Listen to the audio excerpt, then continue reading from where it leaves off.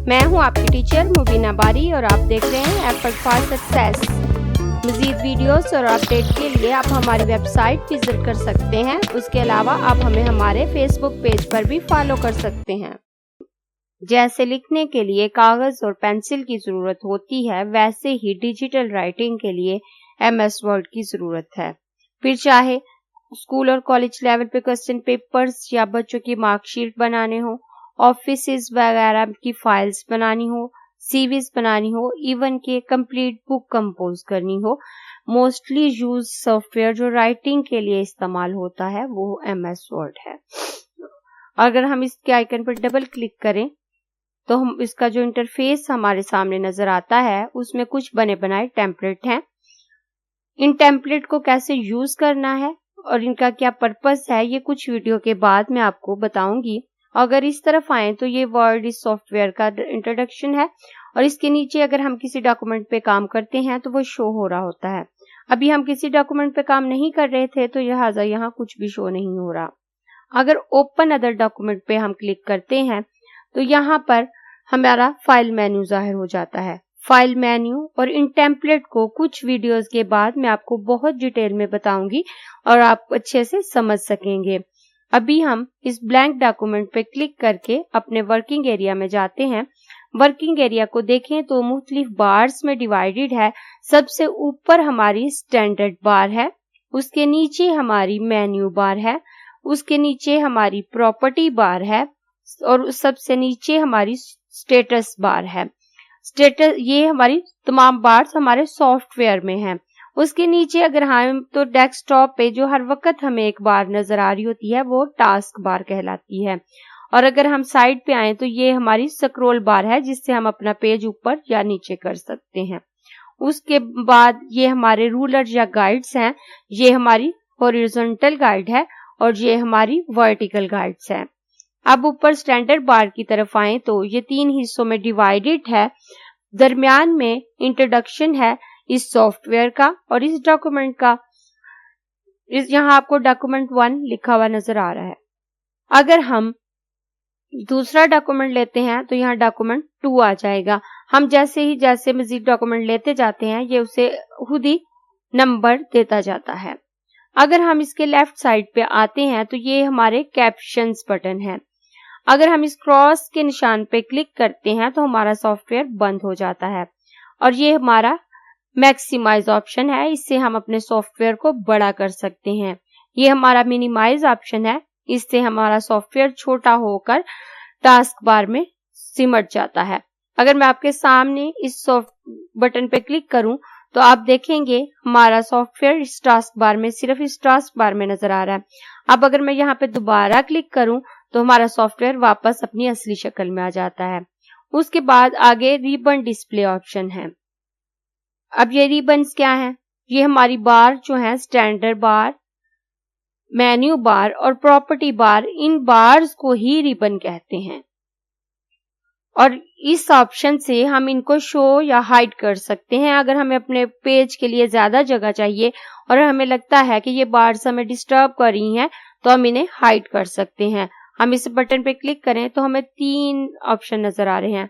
Auto hide ribbon, इस पे click करने से हमारे तमाम रिबन हाइड हो जाते हैं। शो टैब्स, अब ये टैब्स क्या हैं? ये तमाम मेन्यूज जो हैं ये टैब्स भी कहलाते हैं। और अगर हम इस बटन पे क्लिक करते हैं तो सिर्फ हमारे टैब्स नजर आएंगे, हमारे रिबन हाइड हो जाएंगे। और नीचे शो टैब एंड कमांड से हम इनको वापस ला सकते हैं। अब मैं ऑटो हाइड रिबन पे क्लिक करूंगी तो आप देखेंगे हमारे तमाम बार्स और टैब्स, रिबन सब कुछ खत्म हो गया, हमें कुछ भी नजर नहीं आ रहा। अब मैं इसी निशान पे दोबारा क्लिक करती हूँ और शो टैब एंड कमांड पे क्लिक करती हूँ तो ये तमाम बार्स जो हैं वापस आ जाती हैं। अब अगर वापस मैं शो टैब एंड कमांड पे शो टैब्स पे क्लिक करूंगी तो हमारे पास जस्ट हमारे टैब्स शो हो रहे हैं, इसकी प्रॉपर्टीज और जो है वो हमें नजर नहीं आ रही। अब हम दोबारा शो टैब एंड कमांड पे क्लिक करेंगे तो हमारा तमाम जो प्रॉपर्टीज हैं वो हमें नजर आने लग गई हैं। अब ये क्वेश्चन मार्क जो आपको नजर आ रहा है इससे आप माइक्रोसॉफ्ट की हेल्प हासिल कर सकते हैं, लेकिन उस सूरत में अगर आपका नेट वर्किंग ऑर्डर में है। अब अगर हम इसकी राइट साइड पे आते हैं तो हमारे पास कुछ यहाँ भी बटन नजर आ रहे हैं। इनमें से ये हमारा डॉक्यूमेंट का तारुफ है, वर्ड। अब अगर हम इस पे क्लिक करें तो इसमें हमें कुछ ऑप्शन नजर आते हैं। ये तमाम ऑप्शन वही हैं जो इस साइड पे यहाँ पे मौजूद हैं। अब आपकी मर्जी है, आप इनको यहाँ से यूज करें या यहाँ से यूज करें। उसके आगे आए तो हमारे पास ये सेविंग ऑप्शन है। आप इस ऑप्शन को यूज करते हुए अपने डॉक्यूमेंट को सेव कर सकते हैं। आप Ctrl+S इसकी शॉर्टकट की है, उससे अपने डॉक्यूमेंट को सेव कर सकते हैं। उसके अलावा आप फाइल मेन्यू से भी अपनी फाइल सेव कर सकते हैं। उसके बाद आगे आए तो ये कांट अनडू है या Ctrl+Z। अगर हमने कोई काम किया है और हम उसे डिलीट कर देते हैं, डिलीट करने के बाद हमें लगता है कि हमें इसे डिलीट नहीं करना चाहिए था, हमें इसकी जरूरत थी, तो हम अपने कीबोर्ड से Ctrl+Z या इस कांट अनडू के बटन को प्रेस करके अपना काम वापस ला सकते हैं। उसके बाद आगे आए तो ये छोटा सा निशान आपको नजर आ रहा है, ये हमारी क्विक एक्सेस टूल बार है। ये निशान जितना छोटा है उतना बड़े काम का है। हमारी तमाम प्रॉपर्टीज और मेन्यूज इसमें मौजूद हैं। हम इसे क्लिक करें तो आपके सामने ये कुछ मेन्यूज नजर आ रहे हैं। अगर आप इनमें से किसी ऑप्शन पे क्लिक करें तो वो हमारी स्टैंडर्ड बार पे नजर आना शुरू हो जाता है। अगर आपको कोई ऑप्शन पे काम करना होता है और आप उसे बजाय इसके कि उसकी प्रॉपर्टीज में जाएं और उसे ढूंढें और फिर उससे काम लें, तो अब हम उसे निकाल कर यहाँ स्टैंडर्ड बार में रख लेते हैं और अपना काम ज्यादा फास्ट तरीके से कर सकते हैं। और काम करने के बाद हम चाहें तो उसे वापस जो है क्विक एक्सेस टूल बार में हाइड कर सकते हैं। जैसे अगर मैं अपना ग्रामर और स्पेलिंग वगैरह चेक करने के लिए बार बार मुझे इस कमांड को यूज करने की जरूरत पड़ती है, तो ये स्पेलिंग एंड ग्रामर चेक है, इसमें मैं टिक करूंगी तो आप देखेंगे ये निशान हमारा बाहर आ गया। अब मैं इसे ज्यादा कन्वीनियंटली यूज कर सकती हूँ। और अगर मुझे इसे वापस हाइड करना है तो मैं इसी क्विक एक्सेस टूल बार पे क्लिक करूंगी, इस पे दोबारा टिक करूंगी तो वो खत्म हो गया। लेकिन आप सोच रहे होंगे कि इसमें तो थोड़ी सी कमांड है, तो इसके अगर हमें इससे मजीद कमांड चाहिए तो हम क्या करेंगे? अगर हमें इनके अलावा कुछ चाहिए तो हम मोर कमांड में आएंगे। मोर कमांड में क्लिक करने पर आप देखेंगे कि इसमें तमाम ऑप्शन मौजूद हैं जो इस मुकम्मल सॉफ्टवेयर में हैं। इसमें से आप कोई भी ऑप्शन सिलेक्ट करके उसको स्टैंडर्ड बार में शो कर सकते हैं। फर्ज करें अगर मैं इस फाइंड ऑप्शन को बाहर निकालना चाहती हूँ तो मैं इस ऑप्शन को सिलेक्ट करूंगी, ऐड करूंगी। ऐड करने पे ये हमारी क्विक एक्सेस टूल बार में नजर आने लग गया है। उसके बाद जब मैं ओके करूंगी तो ये हमारा यहाँ पे नजर आना शुरू हो जाएगा। अब मैं इसे यहाँ से यूज कर सकती हूँ। अगर मैंने इसे वापस हाइड करना है तो मैं दोबारा शो मोर कमांड में आऊंगी। मोर कमांड में इस फाइंड के ऑप्शन को सिलेक्ट करूंगी और रिमूव करके ओके कर दूंगी तो वो निशान वापस जो है इसके अंदर चला जाएगा। अब अगर स्टैंडर्ड बार के नीचे आए तो मेन्यू बार में हमारे पास ये जो मेन्यूज या टैब्स हैं इन और नीचे उनकी प्रॉपर्टीज हैं। इस वक्त हमारा होम मेन्यू सिलेक्ट है तो हमें उसकी प्रॉपर्टीज नीचे नजर आ रही हैं। अगर हम इंसर्ट मेन्यू को सिलेक्ट करेंगे तो हमें नीचे उसकी प्रॉपर्टी नजर आ जाएगी। डिजाइन मेन्यू को सिलेक्ट करने पर डिजाइन मेन्यू की प्रॉपर्टी नजर आएगी। इसके अलावा page layout, reference, mailing, review और व्यू, इनमें से हम जिस भी मेन्यू को सिलेक्ट करेंगे नीचे हमें उसी मेन्यू की प्रॉपर्टी नजर आएंगी।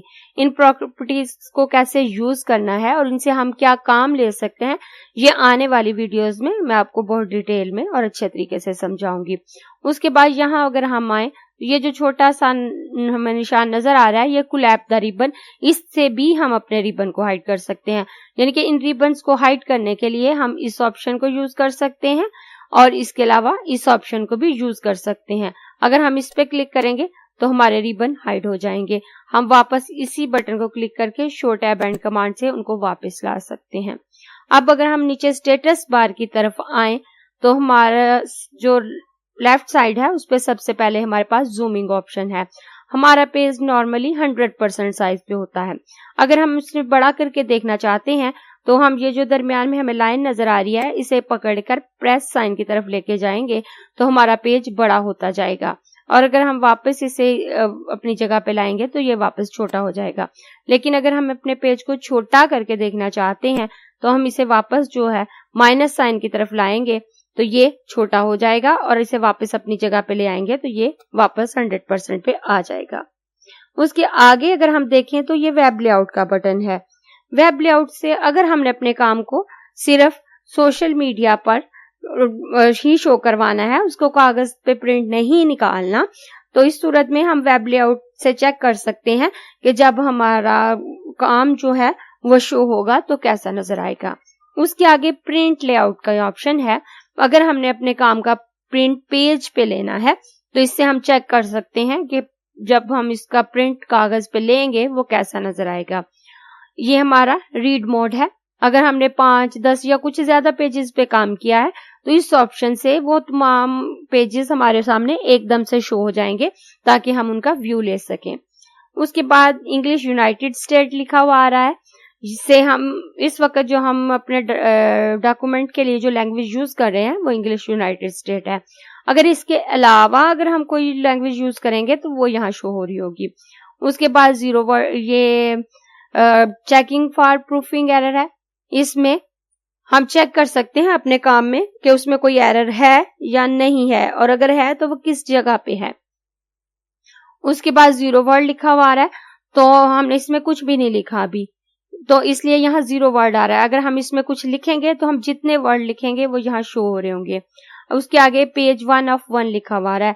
इस वक्त हमने एक ही पेज खोला है तो वो हमें शो हो रहा है। अगर हमने एक से ज्यादा पेज लिए हों तो वो हमें शो कर रहा होता है कि हमने टोटल कितने पेज लिए हैं और उसमें से हम कौन से पेज पे काम कर रहे हैं। आज तक के लिए इतना ही। इन तमाम चीजों को हम मेन्यूज और उसके अलावा तमाम ऑप्शंस को हम अगली वीडियो में बहुत डिटेल के साथ देखेंगे। अगर आपको ये क्लास पसंद आई है तो लाइक कीजिए, अपने दोस्तों के साथ शेयर भी कीजिए ताकि वो भी सीख सकें। आप अपने क्वेश्चंस और व्यूज नीचे कमेंट बॉक्स में लिख सकते हैं, और अगर आपने चैनल सब्सक्राइब नहीं किया तो प्लीज सब्सक्राइब कीजिए ताकि आपको आने वाली वीडियोस का नोटिफिकेशन फौरन से मिल सके।